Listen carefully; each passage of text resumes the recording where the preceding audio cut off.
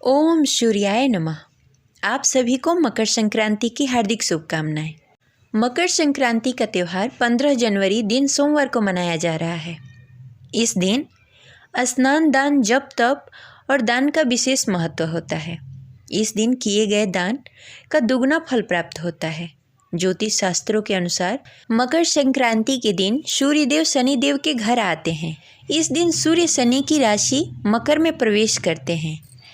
आपको बता दें कि पहले शनिदेव की राशि कुंभ थी, लेकिन जब सूर्यदेव शनिदेव से प्रसन्न हुए तो उन्होंने एक और राशि शनिदेव को प्रदान की, जो कि मकर राशि है।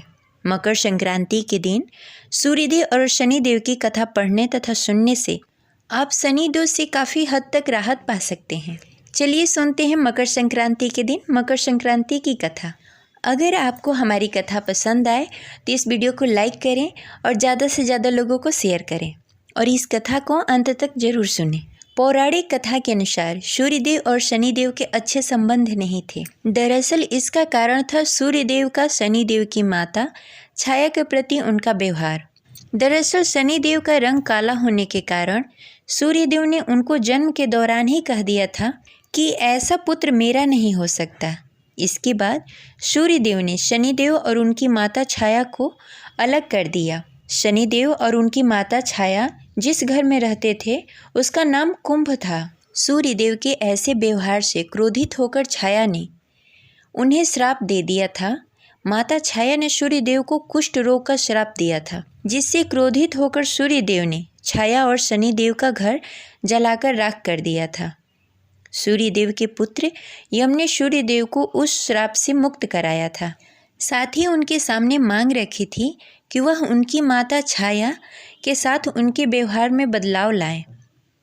इसके बाद सूर्यदेव छाया और शनिदेव से मिलने के लिए उनके घर पहुंचे थे।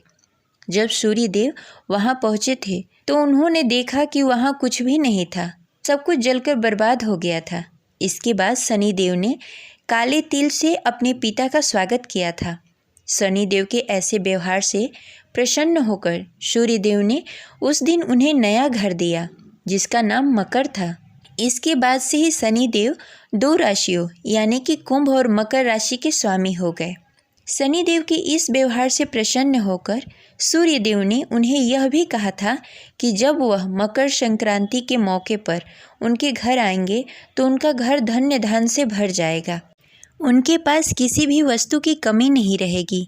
साथ ही उन्होंने यह भी कहा था कि इस दिन जो लोग मकर संक्रांति के मौके पर मुझे काले तिल अर्पित करेंगे उनके जीवन में सुख समृद्धि आएगी। इसलिए मकर संक्रांति के मौके पर सूर्यदेव की पूजा में काले तिल का इस्तेमाल करने से व्यक्ति के घर में धन्य धान्य की कभी कमी नहीं रहती है। इसलिए मकर संक्रांति के दिन सूर्य भगवान को अर्घ्य देकर तिल और गुड़ का दान किया जाता है। मकर संक्रांति के दिन गंगा नदी तथा गंगा सागर में स्नान करने का भी विधान है। धार्मिक मान्यताओं के अनुसार मकर संक्रांति के दिन गंगा नदी में स्नान करने से 7 जन्मों के पाप धुल जाते हैं। इस दिन गंगा नदी से जुड़ी एक पौराणिक घटना है, जो कि बहुत ही महत्वपूर्ण घटना है। मकर संक्रांति के दिन ही माँ गंगा ने राजा सगर के 60,000 पुत्रों को मोक्ष प्रदान किया था। अब चलिए जानते हैं इस कथा के बारे में। राजा सगर तीनों लोकों में प्रसिद्ध हो गए थे। चारों ओर उन्हीं की गुणगान हो रही थी। इस बात से देवराज इंद्र को बहुत चिंता हो गई कि कहीं राजा सगर स्वर्ग के अधिकारी न बन जाएं। इसी दौरान राजा सगर ने अश्वमेध यज्ञ का आयोजन किया और अपने अश्व को विश्व विजय के लिए छोड़ दिया। इंद्र ने उस अश्व को छल से कपिल मुनि के आश्रम में बांध दिया। जब कपिल मुनि के आश्रम में राजा सगर के 60,000 पुत्र युद्ध के लिए पहुँचे और उन्होंने अपशब्द कहा, तब कपिल मुनि ने श्राप देकर उन सबको भस्म कर दिया। राजकुमार अंशुमान राजा सगर के पोते ने कपिल मुनि के आश्रम में जाकर उनकी विनती की और अपने बंधुओं के उद्धार का मार्ग पूछा। तब कपिल मुनि ने बताया कि इसके उद्धार के लिए गंगा जी को धरती पर लाना होगा। राजकुमार अंशुमान ने प्रतिज्ञा की कि उनके वंश का कोई भी राजा चैन से नहीं रहेगा जब तक गंगा जी धरती पर न ले आए। उनकी प्रतिज्ञा सुनकर कपिल मुनि ने उन्हें आशीर्वाद दिया।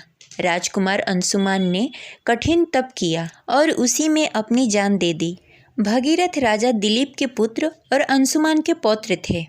राजा भगीरथ ने कठिन तप करके गंगा जी को प्रसन्न किया और उन्हें धरती पर लाने के लिए मना लिया। उसके पश्चात भगीरथ ने भगवान शिव की तपस्या की, जिससे कि महादेव गंगा जी को अपने जटा में रखकर वहां से धीरे धीरे गंगा जी को धरती पर प्रवाहित करें। भगीरथ के कठिन तपस्या से महादेव प्रसन्न हुए और उन्हें इच्छित वर दिया। इसके बाद गंगा जी महादेव के जटा में समाहित होकर धरती के लिए प्रवाहित हुई। भगीरथ ने गंगा जी को रास्ता दिखाते हुए कपिल मुनि के आश्रम गए, जहाँ पर उनके पूर्वजों का राख उद्धार के लिए प्रतीक्षा कर रही थी। गंगा जी के पावन जल से भगीरथ के पूर्वजों का उद्धार हुआ। उसके बाद गंगा जी सागर में मिल गई।